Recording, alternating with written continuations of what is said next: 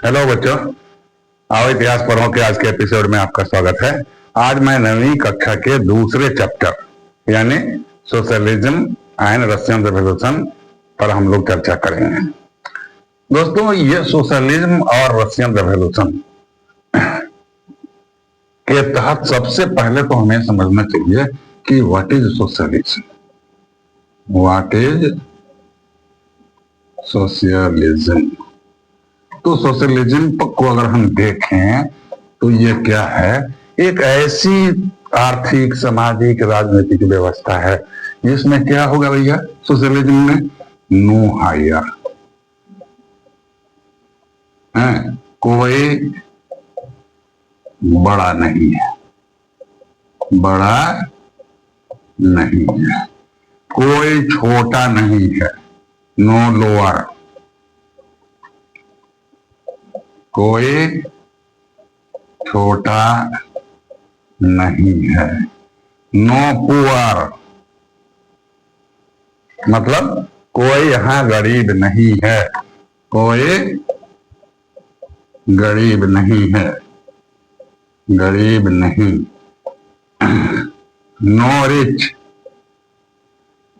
कोई धनी नहीं है, धनी नहीं है,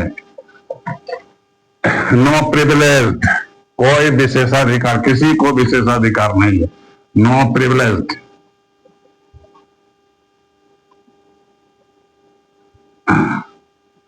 किसी को विशेषाधिकार नहीं है, विशेषाधिकार नहीं है, नो डिप्राइव्ड, यानी कोई वंचित नहीं है, कोई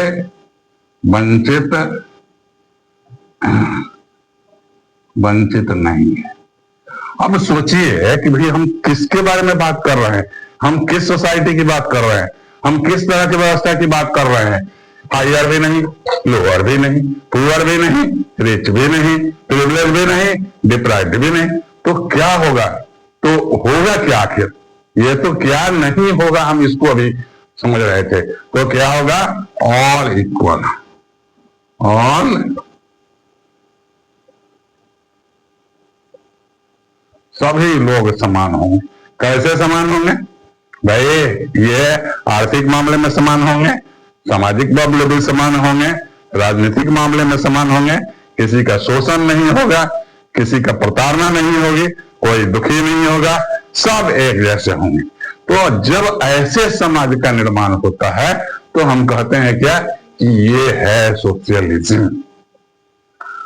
अगर हम वास्तव में बात करें सोशलिज्म की तो ये सोशलिज्म या पूरा रूस जो है वो क्या था? हम लोग पहले से देख रहे हैं कि ये सबसे बड़े प्रेरणा के स्रोत तो फ्रांस में थे। वहां क्या किया? लोगों को वोटिंग राइट दे दिया, इक्वल राइट दे दिया, इक्वल लॉ बना दिया, कॉमन सिविल कोड बना दिया, सारा कुछ एक जैसा कर दिया। अब यहाँ भी आने लगे। तो यहाँ पर आकर सोशलिज्म के लिए भी कुछ विचारधाराएं चाहिए। तो विचारधारा में आया क्या भैया कि आइडियोलॉजी क्या आई? विचारधारा। तो विचारधारा में कुछ विचारक आए और ये विचारक क्या थे कि सबसे पहले तो थे, विचारधारा को हम पहले तो दो श्रेणी में बांटे। ये थे आपके रॉबर्ट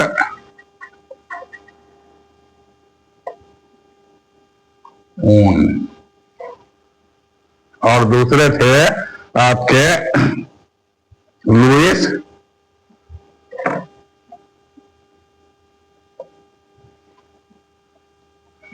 साहब थे।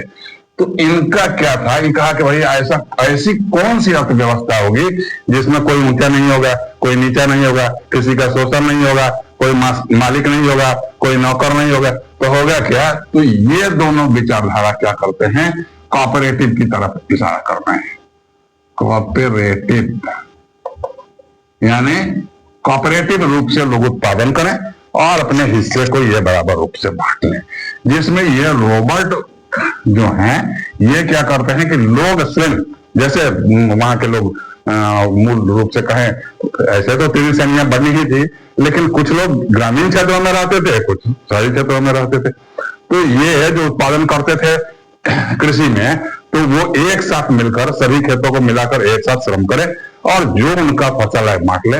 और ये लुईस साहब का कहना क्या है कि नहीं भाई, ये क्या करें कि किसान स्वयं कर रहे हैं, किसान स्वयं करें इसको, तो ये स्वयं तो करने वाले हैं नहीं। ये लुईस साहब का कहना क्या है कि नहीं, सरकार इसमें हस्तक्षेप करे और सरकार ही लोगों को प्रेरित करे ऐसा करने के लिए।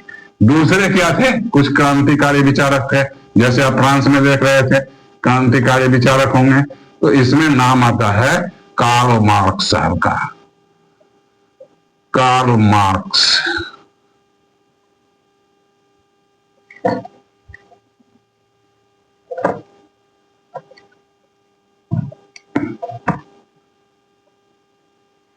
कार्ल मार्क्स, ये कार्ल मार्क्स साम्यवाद के प्रवर्तक कहे जाते हैं। ये इन्होंने कई किताबें लिखी, कम्युनिस्ट मैनिफेस्टो, उसके बाद में दास कैपिटल, सरप्लस वैल्यू, कई तरह की किताबें लिखी। और इनके ही एक मित्र थे एंजिल, फ्रेडरिक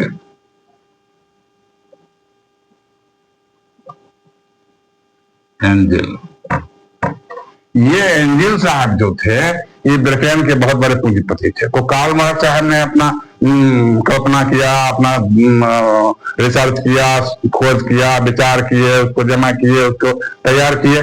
लेकिन ये फ्रेडरिक एंजिल साहब ने क्या किया को उस किताब को प्रकाशित होने में, क्योंकि उनके मदद के बिना ये प्रकाशित नहीं हो, तो ये दोनों विचार चल रहे थे। कार्ल मार्क्स ने कहा कि भाई दुनिया में 2 ही तरह के लोग होते हैं। उनके विचार का मूल सार क्या था, कार्ल मार्क्सिज्म इसको बोलते हैं,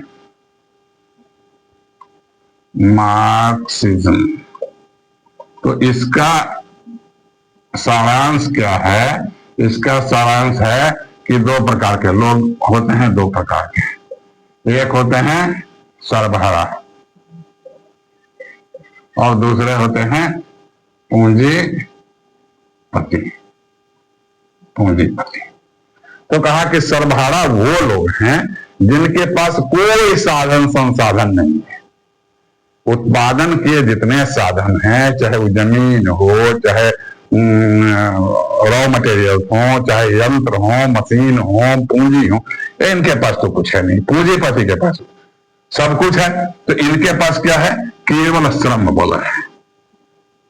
और इनके पास क्या है, श्रम बल को छोड़कर, श्रम बल को छोड़कर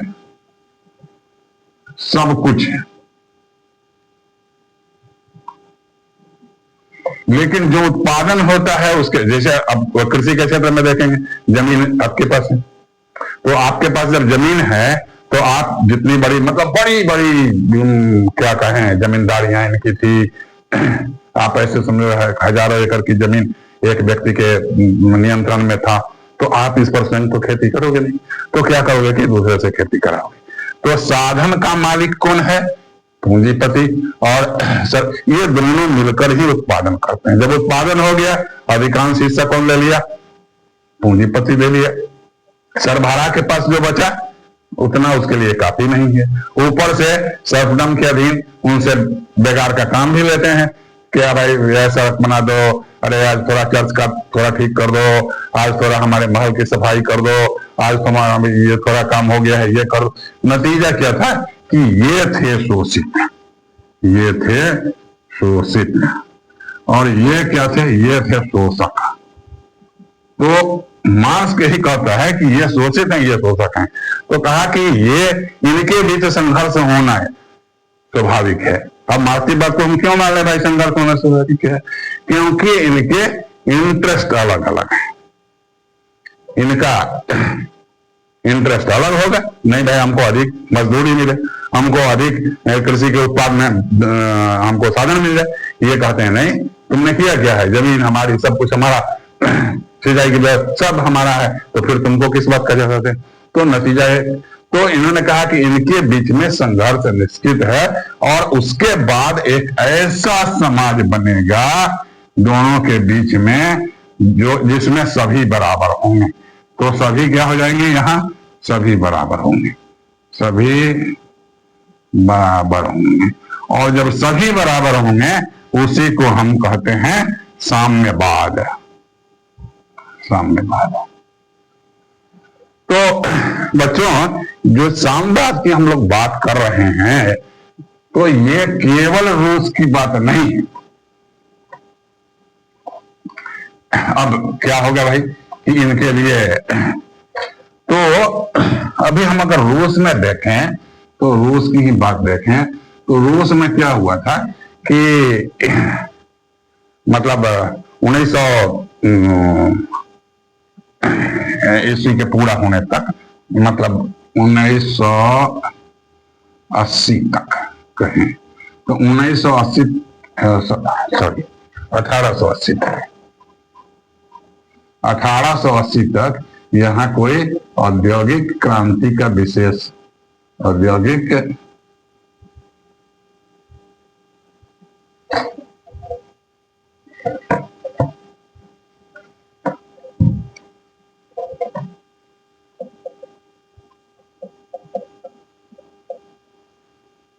औद्योगिक विकास नहीं हुआ। लेकिन धीरे धीरे यहाँ भी, चूंकि यूरोप के कई देशों में हो चुका था, तो यहाँ भी अब परिवहन के काम होने लगे, बड़े बड़े उद्योग लगने लगे। तो यहाँ क्या हो गया कि औद्योगिक विकास शुरू हो गया। औद्योगिक विकास शुरू हुआ, रेल की लाइनें लग गई, बड़े पेट्रोग्रेड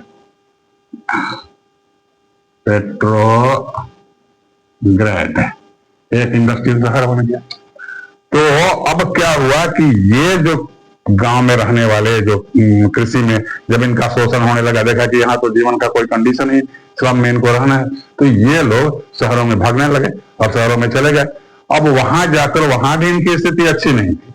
बड़े बड़े मिलों में इनसे काम कराया जाता था, 16-17 घंटे प्रतिदिन काम कर रहे थे, मजदूरी अत्यंत कम थी, रहने के लिए कोई स्वस्थ जगह नहीं था, स्लम्स में गुजारा करते हैं, स्वास्थ्य की कोई सुविधा नहीं, शिक्षा की कोई सुविधा नहीं, तो तमाम तरह की ये कष्ट भेज रहे हैं। अब इन कष्टों को देखते हुए अंतर्राष्ट्रीय स्तर पर सेकेंड इंटरनेशनल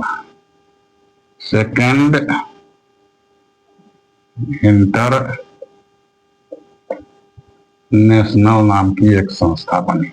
ये सेकेंड इंटरनेशनल क्या कर रहा था, मजदूरों के लिए अधिक मजदूरी की मांग कर रहा है, अधिक मजदूरी की मांग करता है। और क्या कहता है, काम के घंटे कम हो, काम के घंटे कम हो। और क्या है, इनके स्वास्थ्य संबंधी स्वास्थ्य सुविधाएं दी जाए, सुविधाएं दी जाए। तो इस तरह के जब मांगे उठने लगी तो ये इन संस्थाओं को, अगर रूस में कोई ऐसी संस्था बनने लगी जो मजदूरों के हित में काम करने वाली थी, तो उसे ये फंडिंग या किसी तरह का सहायता, ट्रेनिंग वगैरह देना शुरू कर दिया। अब क्या हुआ कि रूस में भी संगठन बनने लगे। और रूस में ही क्यों कहें, हम तो कहते हैं कि भाई तमाम जगहों पर, जैसे फ्रांस में बना, तो फ्रांस में क्या बना, सोशलिस्ट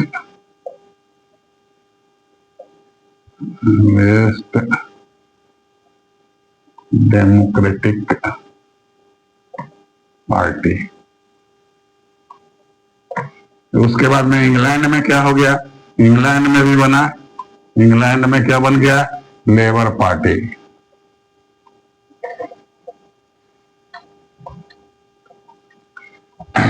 लेकिन जर्मनी में जो पार्टी बनी, जर्मनी में ये क्या बना कि सोशल डेमोक्रेटिक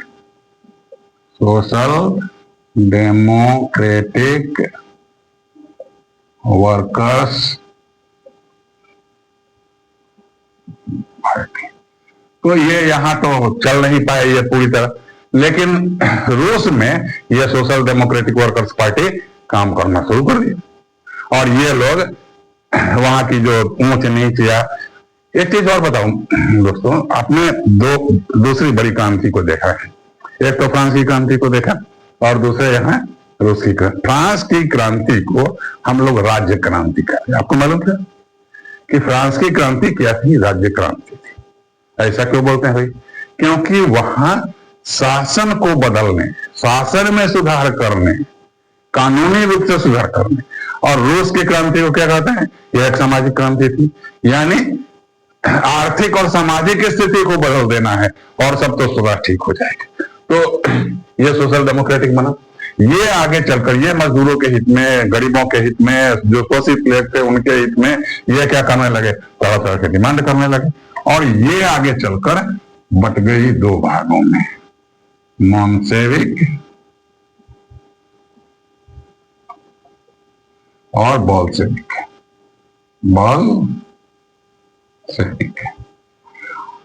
बोल्शेविक शाब्दिक अर्थ तो यही है कि बोल्शेविक पार्टी क्या थी कि यह एक बड़ी पार्टी थी। बड़ी मतलब सदस्यों की संख्या के आधार पर मान लो। और यह क्या थी? ये एक छोटी पार्टी थी। कहेगी कि भाई इसमें मजदूरों और गरीबों के लिए कौन काम करते थे? जिनका शोषण हो रहा था उसके कल्याण के लिए किसके पास योजनाएं थी? दोनों के पास थी। तो कहा कि जब दोनों के पास है तो फिर इसका विभाजन क्यों होगा? तो यह क्या था कि इनके संगठन के मामले में, संगठन के मामले में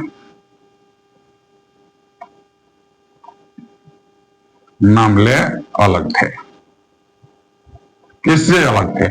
इनसे अलग थे, यानी दोनों एक ही रूट पर नहीं थे। अगर ये ऐसे थे तो ये ऐसे थे, ठीक है। और क्या था कि ये छोटी पार्टी थी तो ये बड़ी पार्टी थी। इनकी नीतियां अलग थी, उनकी नीतियां अलग थी। तो ऐसा चल ही रहा था। तो अब देखते हैं कि एक पूरा बैकग्राउंड तैयार होते जा रहा है। सेकेंड इंटरनेशनल बन गया भैया। उसके बाद में क्या हो गया कि ये सोशल डेमोक्रेटिक वर्कर पार्टी बन गई। दोनों पार्टियां मोन्सेविक और बोल्शेविक काम करने लगी। तो अब आप कहोगे कि भैया इस रूस की क्रांति के पीछे कारण क्या था? तो हम लोग अभी देख लेते हैं इनके कारण को।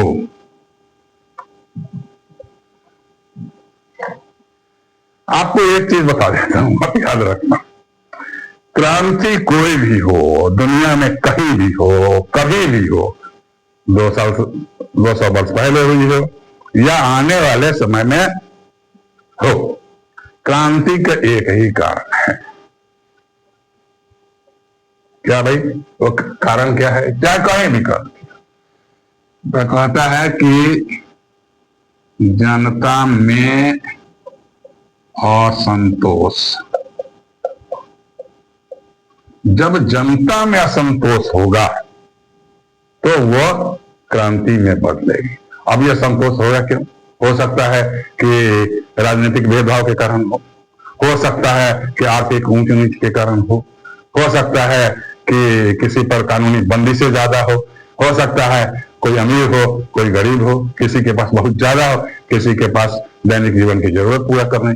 अगर जनता असंतुष्ट है, अगर बहुसंख्यक जनता असंतुष्ट हो गई तो क्रांति तो होगा ही। तो अब हम कहें, तो अब आप पूछिए कि भैया रशियन रेवोल्यूशन के क्या कारण थे? तो एक शब्द में अगर उत्तर देने के लिए हमसे कहिए तो हम कहेंगे जनता में असंतोष था। हो गया उत्तर? तैयार? नहीं। क्यों असंतोष क्यों था भाई? असंतोष के भी तो कुछ कारण होंगे। तो ये असंतोष के जो कारण थे फ्रांस की क्रांति से काफी मिलते जुलते थे। अब असंतोष के कारणों में क्या था? यहां क्या था कि निरंकुश राजतंत्र था। ठीक है। यहां क्या थे? जार अलेक्जेंडर निकोलस द्वितीय, जार अलेक्जेंडर निकोलस द्वितीय। ये जार जो है ऐसे लिखते हैं जार, है कुछ लोग ऐसा भी लिखता है CZAR, ठीक है। तो ये जार जो थे निरंकुश शासक थे, अनुवांशिक शासन थे। और निरंकुश का मतलब क्या हुआ? सारी शक्तियां इनके हाथ में नहीं थी। अब आप फ्रांस के साथ इसकी तुलना करके देख लीजिए। ठीक है, उसका नाम लुई 16 था, यहाँ इसका नाम क्या है? जार अलेक्जेंडर निकोलस है। वो क्या था? निरंकुश राजा था। ये भी क्या है? निरंकुश राजा है। वहां क्या थी? कार्यपालिका, विधानपालिका, न्यायपालिका, सेना सब उसके अधीन थी। रूस में क्या है? ये सब इनके अधीन है। तो ये तो हो गया। अब इनके साथ अब आए, इनकी रानी का क्या कारण, क्या हालत था भाई? इनकी रानी भी विदेशी है, विदेशी है, विदेशी राजकुमारी से शादी किए थे। चलिए, यहां भी इनका क्या था? एक इस रानी का क्या था कि इसके कुछ अच्छे संबंध थे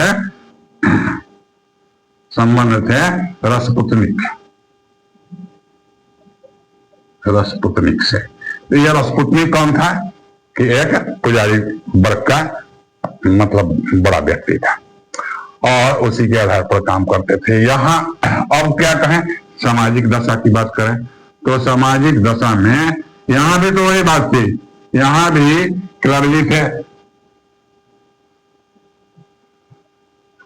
थे, उसके बाद में क्या थे? Nobility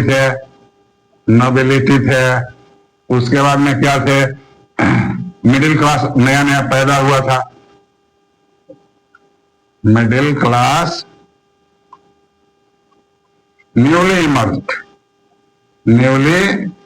emerged.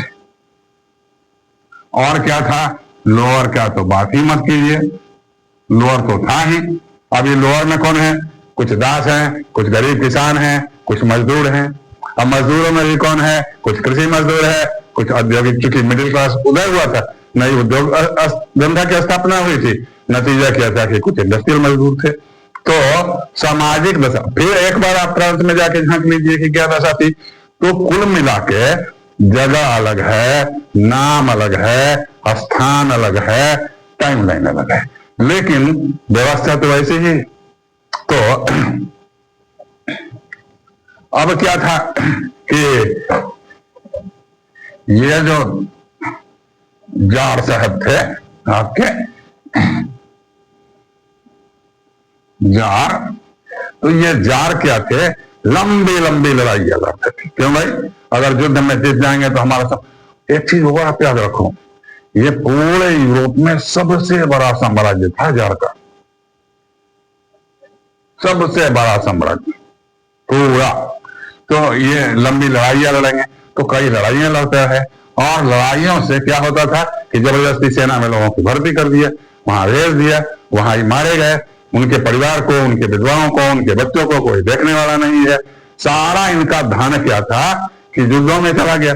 और जब सारा धन इनका युद्ध में चला जाएगा तो बचा ही नहीं कुछ आम लोगों के लिए करने का। तो नतीजा क्या था कि ये लॉन्ग वार्स भी एक महत्वपूर्ण कारण था। तो इन तमाम परिस्थिति में उसके बाद क्या हुआ कि इसको फिर एक बार हम लोग देखेंगे लॉन्ग वार्स में क्या हुआ। और क्या था कि सर्फडम था, सर्फडम, ये सर्फडम एक व्यवस्था थी। सर्फडम ये क्या थे कि सारी भूमि राजा के सोने में थी। तो राजा अपने कुछ सामंतों में बांटे हुए थे।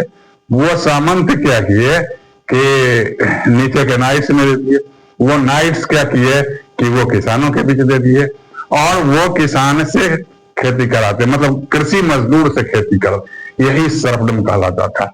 मैक्सिमम हिस्सा वो नाइट्स ले लिया, उसमें अपनी जरूरत पर रख के ऊपर पास कर दिया, और करते करते करते ऊपर चला गया। तो ये शोषण का एक ऐसा विचित्र खेल था जिसका तो कहीं अंत ही नहीं दिखता था, चारों तरफ शोषण था।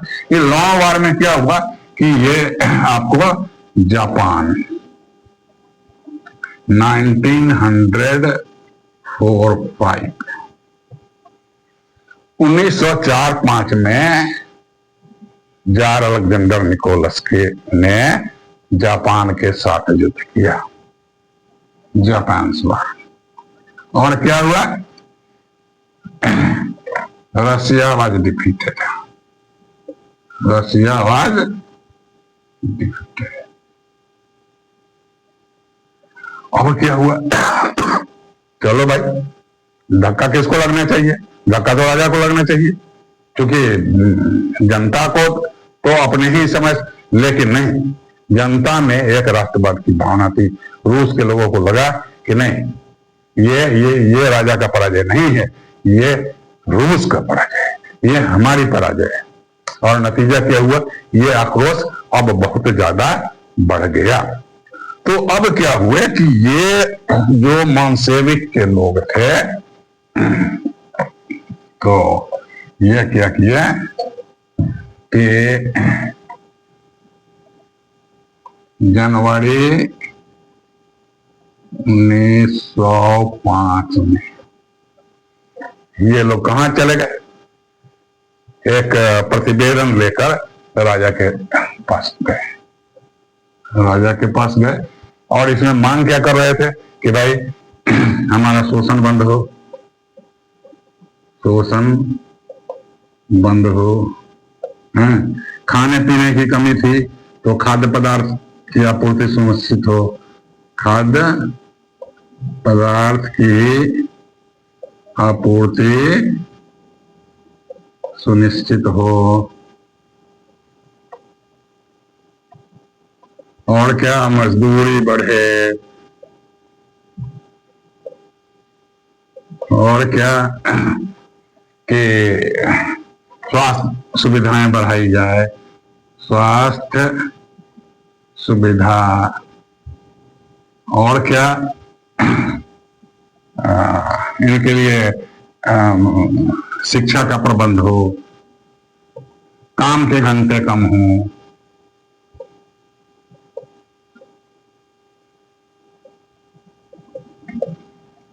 और ये दिन क्या था? उस दिन ये था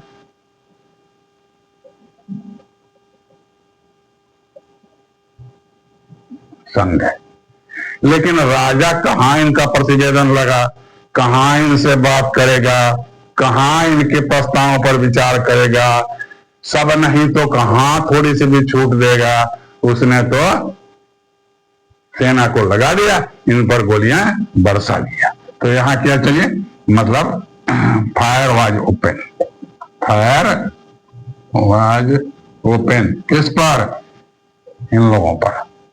और इसमें क्या हुआ? सैकड़ों लोग मारे गए और बहुत सारे जितने मारे गए उससे कहीं ज्यादा घायल हुए। तो इस पूरी घटना को हम लोग क्या कहते हैं? Bloody Sunday, bloody Sunday. लेकिन राजा की साख गिर गई पूरे देश में। देश में क्या, देश से बाहर भी लोगों ने कहा राजा को ऐसा नहीं करना चाहिए था, इतना बड़ा खून खराबा नहीं करना चाहिए था। वो कोई अपराधी नहीं थे, वो राजा के पास अपनी मांगों को लेकर गए थे, अपने लिए थोड़ी सी सुविधाएं की मांग करने के इरादे से गए थे। तो राजा को ऐसा नहीं करना चाहिए, ये घटना घट गई। अब 1905 के आगे जाके क्या हुआ कि महिलाओं ने इनके दरबार को घेर लिया और इन लोगों ने कहा कि नहीं भाई, अब तो ये राजा नहीं चलेगा। और उसको कहा कि अब आपको पद त्याग करना पड़ेगा। तो राजा क्या कर दिए? पद त्याग किए। तो पद त्याग किए और पद त्याग क्या करेंगे? अब एक प्रोविजनल सरकार बना दी गई, कहा कि अब इसी के अनुसार आपको काम करना होगा, लेकिन राजा तत्पर थे। तो दोस्तों, आप इस चैनल से जुड़े रहें, इसे सब्सक्राइब करें, लाइक करें और जो काम की चीजें हैं उसे नोट करें। मिलते हैं अगले दिन।